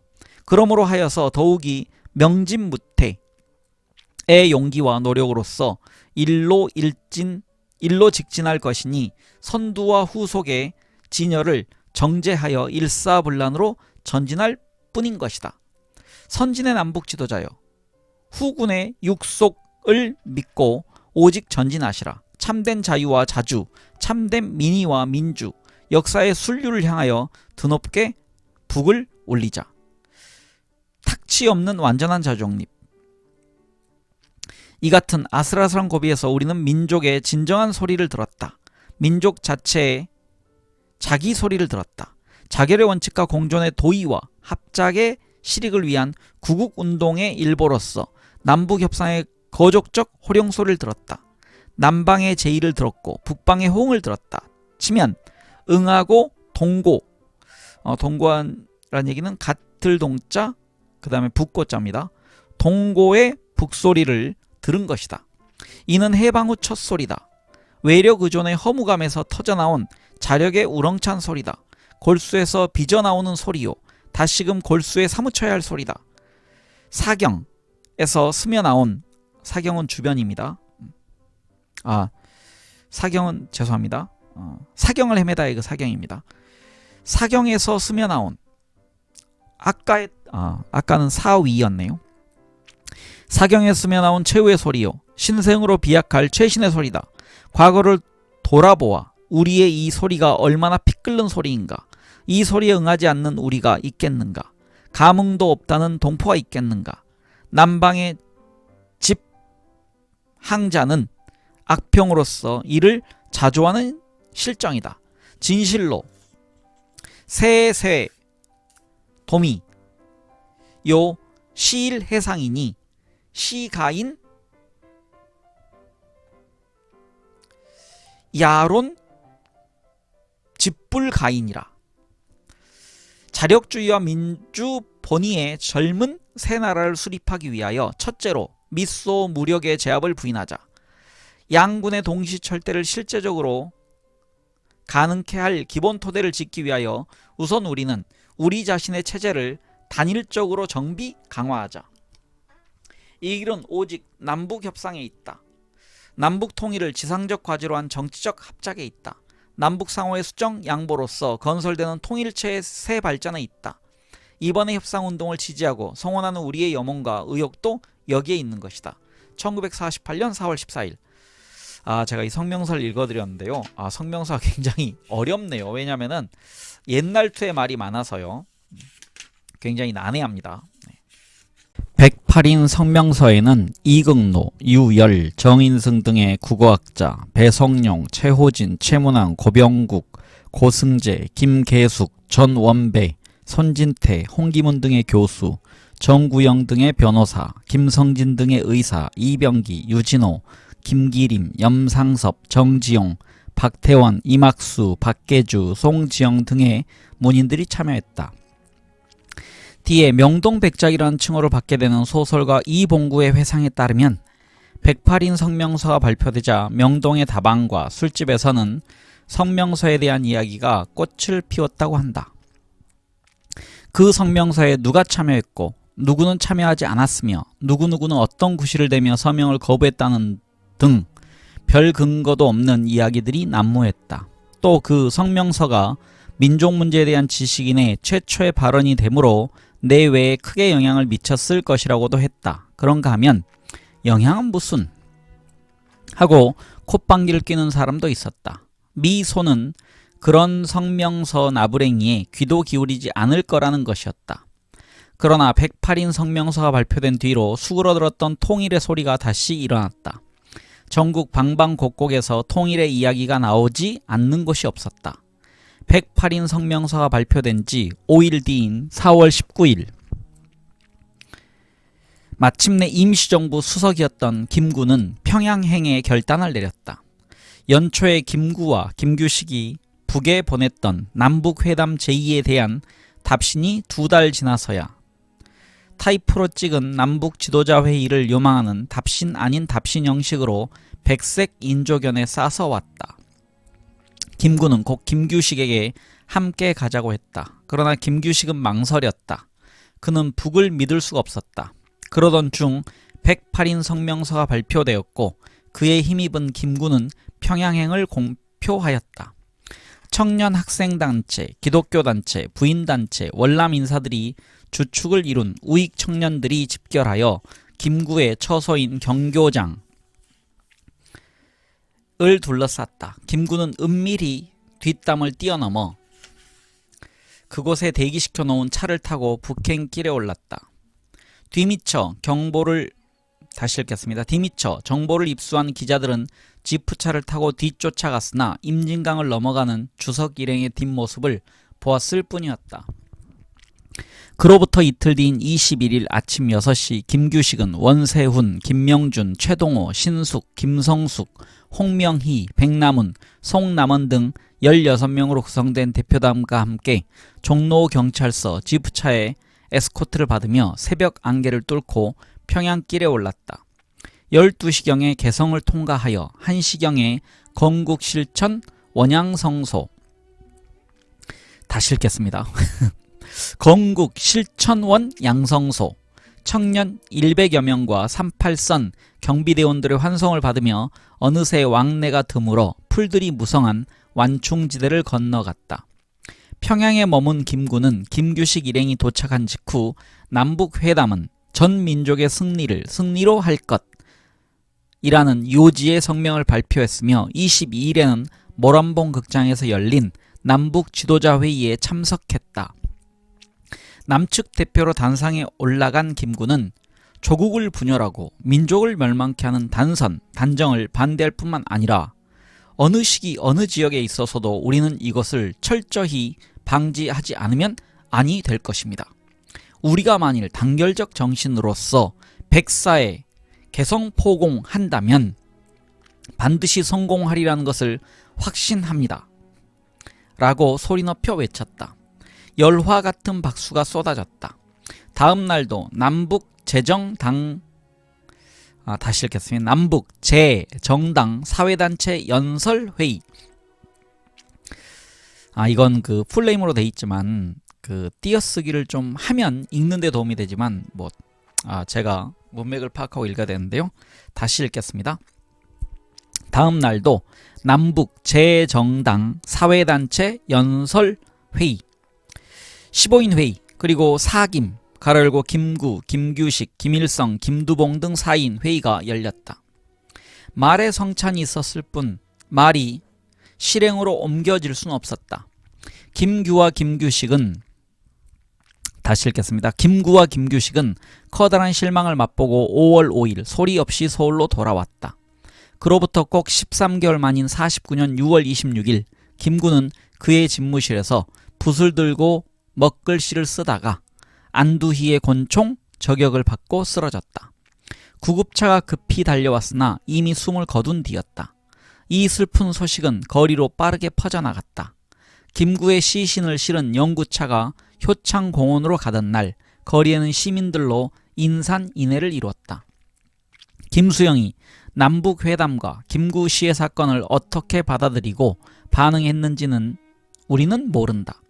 그에 대한 어떤 기록도 그는 남기지 않았다. 그러나 진보적이 아니면 행세하지 못했던 당대 지성의 흐름으로 보나 해방 직후 자유주의적이며 중도 좌파적이었던 민성지의 영향권 내에 그가 속해 있었던 점을 감안할 때 김수영 역시 두 사건에 관심을 가지지 않을 수 없었으리라 추측된다. 남북회담은 조국 분단이 기정사실로 굳어져 가는데 실망을 금치 못했던 국민들에게 제2의 해방과 같은 흥분을 가져다 주었으며 김구 주석의 죽음은 그것을 떠받들고 있던 큰 기둥이 무너지는 충격이었다. 상인들은 가게 문을 닫았고 월급쟁이들은 일손을 멈추었으며 대학생들은 물론 초등학생 상급생들까지 흐느꼈다. 그와 같은 대충격이 김수영에게 영향을 미치지 않을 리 없었다. 그는 눈추리를 찍고 나의 똥창까지 들여다보리라. 그러나 사색의 그 금수와도 못한 핥히고 뜯음이 나의 민족에 다시 씻을 수 없는 악혈의 근성이라면 어찌 뉘를 원망하려. 나의 결에여 우리는 마땅히 망멸할진저 라고 소리치는 유치원 같은 통안을 짓 씹지는 못했을지라도 들끓는 분노를 술과 담배로 태웠을 터이다. 그러나 시간이 흘러감에 따라 사람들의 기억에서 사건은 점점 지워지고 사람들은 그들의 일과 살 길로 관심을 옮겼다. 그들은 세상을 원망하고 탄식할 뿐 그들의 삶을 포기하려 하지는 않았다. 인간의 생명은 질긴 것이다. 그들은 살기 위하여 날마다 아우성치며 피난민으로 들끓는 서울거리를 헤매고 예술가들도 명동이나 소공동으로 다시 모여들었다. 김수영이 김윤성의 소개로 박태진과 진곡의 부근의 2층 식당에서 밤새도록 술을 마시며 잘 부르지 못한 노래를 불렀던 것도 그 무렵이었다. 그때 김수영은 어디서 구했는지 야구선수 모자 같은 것을 쓰고 옷치장도 색다르게 하고 매우 자신만만한 폼으로 멜로디 같은 것은 신경 쓸 필요도 없다는 듯이 기분 나는 대로 노래를 불렀다. 그런가 하면 그는 박일영과 함께 상점 간판을 그린다고 페인트가 더덕더덕 묻은 작업복을 입고 돌아다녔다. 조연현이 주간으로 있는 문예 잡지사의 여기자와 어울려 다니기도 했으며 중국에서 살다 온 이국적인 마스크에 C양과도 한동안 가까이 지냈다. C는 김수영과 이종구를 그의 집으로 초청할 정도로 근접거리에 있은 때가 있었다. 서울 여의전 학생들과 시낭송회를 연 것도 이때였다. 당시 젊은 시인들은 여대생들과 이곳저곳에서 시낭독회, 문학자담회를 열면서 그들의 젊음을 구가했다. 그해 11월 김수영의 어머니는 아들의 생일에 밥벌이도 못하는 건달들을 초청했다. 모두 술과 노래로 기분이 머리끝까지 치솟았다. 크리스마스 이브에도 무궁원에서 한 잔씩 하고 흥이 오른 그들은 이봉구, 최정희, 최재덕 화가, 양병식, 박기준 등 김수영을 따라 대문이 덩그렇게 커서 매우 인상적인 그의 공부방으로 갔다. 그때 김수영은 유명옥에게는 공부할 수 없다고 생떼를 부려 그의 어머니가 닭에서 멀지 않은 곳에 방을 얻어주었다. 일행은 공부방의 대문을 보고 모두들 혀를 내둘렀다. 모양새는 형편없었지만 높기로는 육간 대청집을 능가했다. 3톤 트럭이 들락거리고도 남을 정도였다. 실제도 그 집주인은 트럭 운전수였다. 일행이 들어간 방은 언제 불을 뗐는지 찬바람이 도는데도 창구멍이 숭숭 뚫려 있었고 뒷목에는 몇십 권의 책과 김수영이 만들었다는 건드리면 부서질 것 같은 책상이 놓여 있었다. 그것이 그날 밤의 소도구 같았다. 술을 어지간히 마시고 온 일행은 추위 같은 것에 아랑곳할 것이 없다는 듯이 유명옥에서 가지고 온 소주를 마시며 노래를 부르기 시작했다. 최정희는 그의 18번인 태분해를 불렀고 대분해를 불렀고 최재덕은 큼직한 체구에 걸맞게 높은 소리로 뽕짝을 불렀다. 김수영도 술만 취하면 되풀이하는 대동강 부병루를 산보하는 두 남녀가 있었으니 심순애와 이수일 양인이로다로 시작되는 장안몽의 대사를 극적으로 뇌기 시작했다. 흥이 절정으로 치솟아 오를 즈음이었다. 방문이 벌컥 열리며 뚱뚱한 남자가 얼굴을 내밀었다. 나는 트럭을 3대 굴리는 운전사요. 이 집 주인이요. 남자는 자기소개를 먼저 하고 나서 밤마다 대문에 발길질 하지 않나, 고래고래 소리를 지르지 않나, 노래 부르지 않나, 내가 내 집을 빌려주고 잠도 편히 잘 수 없으니 이 무슨 고생이란 말이오. 나는 더 이상 견딜 수가 없어. 내일이라도 당장 나가시오. 술로 얼굴이 붉어진 박기준이 일어섰다. 형씨, 미국에서는 운전사가 최고의 문화인입니다. 미국의 운전사들은 사회에 극진한 대우를 받아요. 문화인이 문화인의 기분을 모른 데서야 되겠소? 들어오시오. 우리 함께 크리스마스를 즐깁시다. 우리 함께 노래하고 춤춥시다. 운전사, 이 얼마나 명예로운 기술자요. 그렇지 않소? 형씨, 우리 그 명예를 살려 그 명예를 위해 축배합시다. 운전사보다 몸집이 좋은 최재덕이 어느새 상의를 벗어던졌는지 와이셔츠 바람으로 일어섰다. 여보 운전사 선생, 밤중에 대문을 차는 놈이 있거든. 자동차 핸들을 빼어 대가리를 바셔버리지. 기운은 두었다 어디 쓸라요. 운전사는 톤이 다른 두 사람의 말에 어떻게 대응할지 몰라 어리둥절해 하더니 방바닥을 손으로 만져보았다. 그리고 나서 말했다. 방이 이렇게 냉골이어서야 어찌 노실 수 있겠습니까? 장작을 갖다 드릴 테니 지피시지요. 인사를 깍듯이 하고 나서 운전사는 문을 닫고 나갔다. 기분이 솟아오른 김수영이 자기 집으로 한달음에 달려갔다. 그는 어머니와 실랑이를 벌이며 소주와 안주를 한 움큼 보자기에 싸 들고 왔다. 양병식이 일어나 1949년이여 가거라. 밝아오는 1950년이여 우리에게 즐거움과 희망을 하고 외치자 김수영이 따라 일어나 오오 거리는 모든 나의 설움이다 라고 자작시를 읊조렸다. 그들의 흥은 밤새도록 풀리지 않았다. 노래에, 시에, 술에 취해 떠들다가 새벽창이 밝아오자 해장국을 먹으러 가자고 어슬렁어슬렁 진고개를 넘어갔다. 기분은 아직 살아 있었으나 뒷모습은 피곤에 젖어 일을 마치고 돌아오는 저녁 노동자들처럼 어깨가 구부정했다. 젊은 예술가들의 술과 노래와 시가 넘실거린 축제적 분위기는 장소가 바뀌고 구성원들이 두세 사람 갈릴 뿐 거의 날마다 계속되었다. 1930년대 말의 술자리와는 사뭇 달랐다. 이태준과 이상, 박태원이 이끌고 왔던 30년대 말의 술자리는 독설과 해악, 비탄이 솟아올랐으며 그 조류에 만국한이 흐르고 있었다면 40년대 말의 술자리에는 낭만과 환희와 허무가 진동했다. 그들의 시에는 서정주나 오정환, 이용학이 좋은 다시 읽겠습니다. 그들의 시에는 서정주나 오정환, 이용학의 좋은 시들과 같이 현실에 충분히 뿌리를 내리지 못했다. 현대적 속도와 아메리카로, 인도네시아로 뻗어나가는 공간의 확대가 있을 뿐 그 이상의 의미를 추출하기 어려웠다. 그런 면에서 해방 공간의 한국 시는 그 중에서도 모더니즘 시들은 뿌리 없는 박래품에 지나지 않았다. 한국 모더니즘의 한계를 극복했다고 평가되는 김수영의 해방 이후의 시도 김경린이나 박인환의 궤도를 크게 벗어난 것이 못되었다.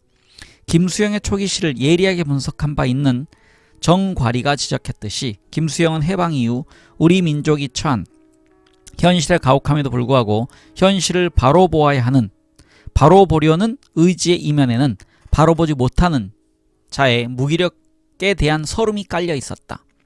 김수영에게서 시적 자양분을 충분히 인정받고 있었던 김병욱의 시 역시 그 범주를 벗어나지 못했다. 민성 잡지에 발표되었던 추억, 피타고라스 파에게 등을 보면 김경린이나 박인환의 수준을 넘어서지 못하는 관념과 의욕의 과잉 현상을 빚고 있다. 새로운 도시와 시민들의 합창이 나온 뒤 박인환은 김수영이나 양병식과 그다지 어울리지 않았던 듯하다. 김수영이나 양병식 그리고 그들과 친교가 두터웠던 이봉구의 산문에는 새로운 도시와 시민들의 합창 이후에 그들이 어울렸다는 기록이 없다. 몸이 날랜 박인환은 그들의 곁을 떠나 명동과 문단을 헤집고 다녔다. 그는 김기린과 다방에서 커피를 마시는가 하면 김강균의 집으로 찾아가 선생님은 영국 시인으로 치면 누구에 해당하느냐고 기묘한 질문을 던졌다. 글쎄 내가 누구에게 해당한다고 말해야 될까? 그것은 자네가 생각하는 편이 좋지 않을까? 김강균이 그런 식으로 질문을 피해가자 박인환은 다시 누구에 해당하는지도 모르겠다면 어떻게 현대시를 쓰는 것이냐고 다시 내질렀다. 또 다방이나 술집에서 선배 문인들을 만나면 덮어놓고 김형, 박형하고 맞대응했다. 그는 박일영의 영향권을 넘어 재기발랄한 말과 날랜 몸짓으로 해방문단을 헤집고 다녔다. 김수영은 점점 박인환과 멀어져 갔다. 김병욱도 거리에 잘 나타나지 않았다. 김경리는 그의 의자가 있는 서울시청 수도국에서 꼼짝달싹하지 않았다. 그의 여름, 즉 49년 여름 부산에 자리 잡고 있는 조향이 이한직을 만나러 상경했다는 사실도 여기에 적어놓을 필요가 있으리라 생각된다. 조향이 보기에는 문장 출신의 시인 가운데서 이한직과 김종환이 비교적 모던한 시인이었다. 조향의 방문을 받은 이한직은 좋은 시인이 있다고 서울시청 수도국으로 조향을 데리고 갔다. 남대문 옆 구 무역회관 뒤쪽에 위치한 수도국 사무실에는 깔끔하고 빈틈 없어 배는 관리 타입의 김경린이 의자에 앉아 있었다. 그는 새로운 도시와 시민들의 합창을 조향에게 기증하며 상당히 어깨를 으쓱거렸다. 김경린은 조향에게 박인환을 소개했다. 그들은 시운동의 새로운 재편을 논의했다. 이것이 부산 피난 시절에 동인지 하나 내놓지 못한 동인인 후반기에 싹이 트이는 국면이었다. 네, 이상으로요. 제가 김수영과 김병욱 그리고 박인환이라는 장을 읽었습니다. 다음 시간에는 미아리 고개를 인민군이 넘어오다 라는 장을 읽어가도록 하겠습니다. 네, 함께해 주신 많은 분들 감사드립니다. 편한 하루 되십시오.